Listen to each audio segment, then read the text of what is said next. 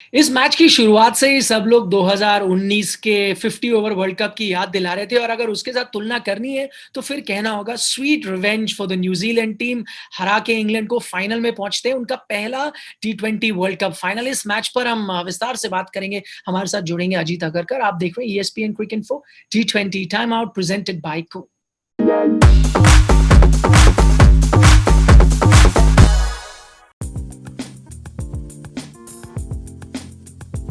तो अजीत, पहला सवाल भी मेरा उसी से जुड़ा है। 2019 की यादें, लॉर्ड्स का बदला अबू धाबी में, आपको लगता है?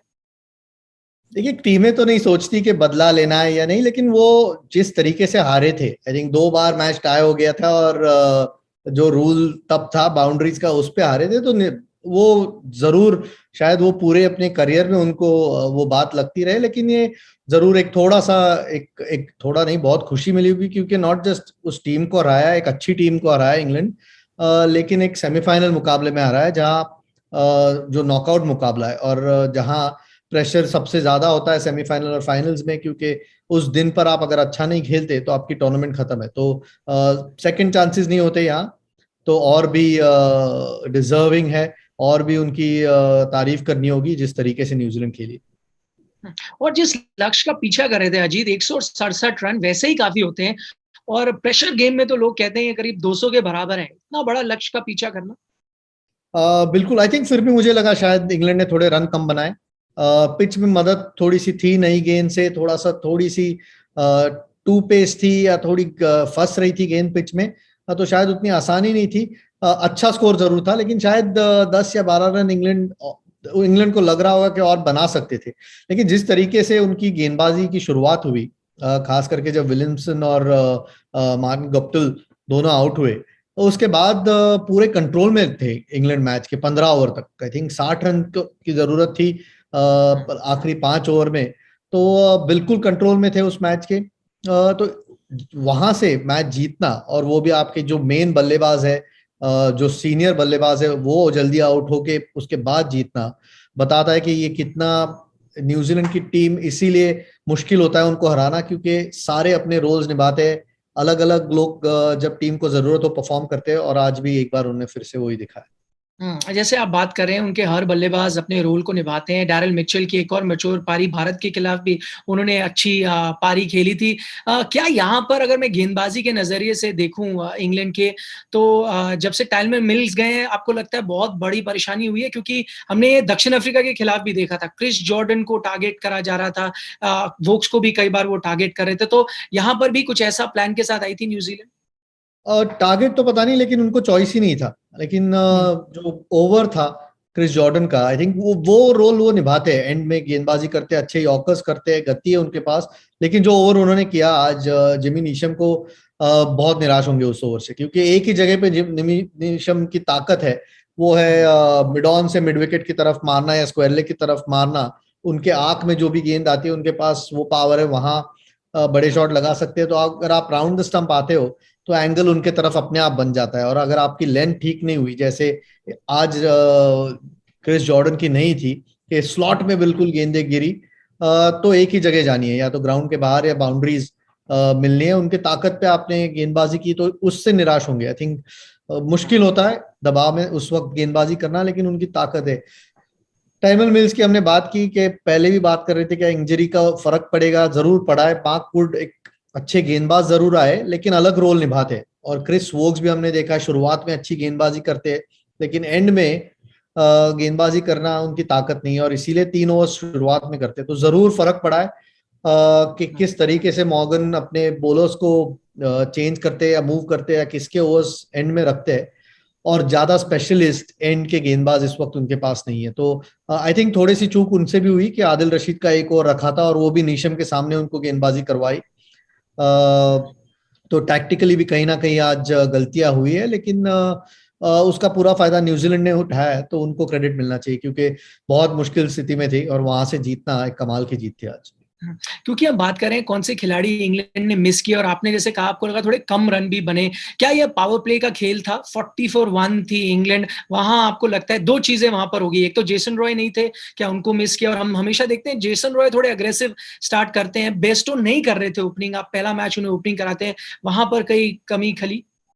मे भी, लेकिन बेस्टो भी बहुत आक्रामक प्लेयर है, तगड़े प्लेयर है। आई थिंक तो ज्यादा कुछ वहां इंग्लैंड ने मिस नहीं किया। आई थिंक गेंदबाजी बहुत अच्छी थी साउदी और बोल्ट की, हमने पूरे टूर्नामेंट में देखी है। थोड़ी सी स्विंग भी प्राप्त हुई आज, पिच से थोड़ी सी मदद हुई, और जब वो होती है वो दोनों गेंदबाजों को आसानी से मारना मुश्किल होता है। तो गेंदबाजी बहुत अच्छी थी। बटलर भी आज, जो इतने अच्छे फॉर्म में होने के बावजूद, उनकी भी स्टार्ट था थोड़ी सी धीमी थी, उतना आसान नहीं था क्योंकि गेंदबाजी उतनी अच्छी थी। तो आई थिंक न्यूजीलैंड का भी power play, I think New Zealand का पावर प्ले उनसे भी खराब था, और इसके बावजूद भी 167 रन तक पहुंच गए। इससे बताता है हमें कि शायद रन कहीं ना कहीं कम बने थे इंग्लैंड के। तो I don't think just power play batting की वजह से। I think generally Buttler start मिलके आउट हुए, और बाद में क्योंकि मोइन अली और डेविड मलान बहुत अच्छा खेले और लिविंगस्टन ने 2-3 बड़े शॉट लगाए, उसकी वजह से वहां तक पहुंच पाए, नहीं तो शायद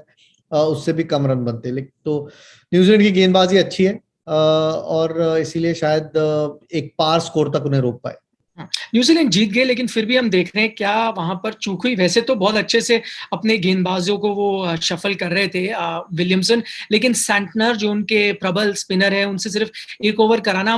हाँ, मलान थे, मोइन अली थे, 2 लेफ्ट हैंडर्स थे, फिर भी जी हाँ, आई थिंक ये T20 क्रिकेट इतनी जल्दी मैच मूव होता है। कभी कभी इंस्टिंक्ट कैप्टन का, उनको लगता है कि 2 लेफ्ट हैंडर है, शायद निकल जाएगा, एक ऑफ स्पिनर का ओवर उतना आसान नहीं होगा, इसलिए फिलिप्स जो कि पार्ट टाइम स्पिनर है, उन्होंने 11 रन दिए। तो हाइंडसाइट में लगता जरूर है कि सैंटनर 11 से शायद ज्यादा ना देते, क्योंकि जिस तरीके से गेंदबाजी करते, शुरुआत में शायद कर सकते थे सैंटनर, जब 2 राइट हैंडर्स बल्लेबाजी कर रहे थे, उनका इस्तेमाल हो सकता था तब।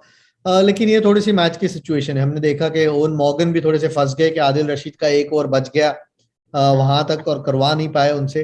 तो सेम सिचुएशन था। आई थिंक सेंटर को बाद में वो करवा नहीं पाए। लकीली जिमी नीशम ने ओवर्स किए वो, और खास करके जो आखिरी ओवर था वो ज्यादा कॉस्टली नहीं था। रन गए थोड़े से, लेकिन आखिरी ओवर सेट बल्लेबाजों के सामने थोड़ा सा डेंजरस हो सकता था, और या आक्रामक बल्लेबाजों के सामने वो हुआ नहीं। तो आई थिंक मैच सिचुएशन की वजह से सेंटर ने आज एक ही ओवर किया। आई एम श्योर फाइनल में एक से ज्यादा ओवर जरूर करेंगे। हाँ, एक और पॉजिटिव अगर इंग्लैंड की टीम देखेगी, वो उनका काउंटर अटैक था, क्योंकि पहले 10 ओवर में 60 रन बने, लेकिन फिर 6 रन एंड ओवर से 8.3 तक, यानी 166 तक गए, बिकॉज मोइन अली, मलान ने जिस तरह से काउंटर अटैकिंग बैटिंग की। ये दिखाता है कि इंग्लैंड के पास बैटिंग फायर पावर कितना है नीचे तक। जी हाँ, और उनकी ताकत तो ही रही है कि जरूर बटलर पे बहुत निर्भर रहे, जेसन रॉय और बटलर के स्टार्ट्स पर, लेकिन एबिलिटी बहुत है। मोइन अली को भी हमने देखा आज, जब जरूरत थी एक क्लास पारी खेली उन्होंने, और जब थोड़ी सी मुश्किलें हो रही थी, एक अग्रेसिव रवैया अपनाया, आसानी हुई 160 के ऊपर स्कोर पहुंचने तक। और उनकी ताकत, और इसीलिए शायद जब दोनों टीमों को हम कंपेयर कर रहे थे, फर्क यही था कि न्यूजीलैंड की शायद गेंदबाजी थोड़ी थोड़ी नहीं, ज्यादा बैलेंस्ड है इंग्लैंड से, लेकिन बल्लेबाजी में दोनों का मुकाबला नहीं। एक तो गहराई भी है, और जिस तरीके की बल्लेबाजी है इंग्लैंड के पास, अगर सारे अच्छा खेलते तो 160 रन तो मिनिमम बन ही जाते, फिर आपको जरूर मौका मिल सकता है। और आज उनके फायदे में ये भी था कि ड्यू हमें बिल्कुल नहीं दिखी, ओस थी नहीं ग्राउंड पर, नहीं तो शायद न्यूजीलैंड के लिए और भी थोड़ी आसानी होती। तो इंग्लैंड की बैटिंग अच्छी थी, लेकिन अगर उनसे पूछेंगे तो शायद वो भी कहेंगे कि 10 या 12 रन शायद और बनते तो बेहतर होता। चलिए, अब दूसरे सेमीफाइनल का इंतजार रहेगा, और न्यूजीलैंड की टीम तो फाइनल में पहुंच ही चुकी है। अजीत, बहुत बहुत शुक्रिया पूरी चर्चा के लिए। आप देख रहे थे ESPN Cricinfo T20 time out, presented by Koo.